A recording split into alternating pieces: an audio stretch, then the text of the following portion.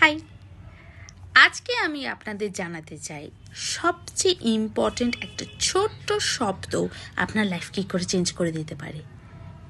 ওয়ার্ডটা হলো বাবু। বাবু, এটা করে দে। বাবু করে দেবে।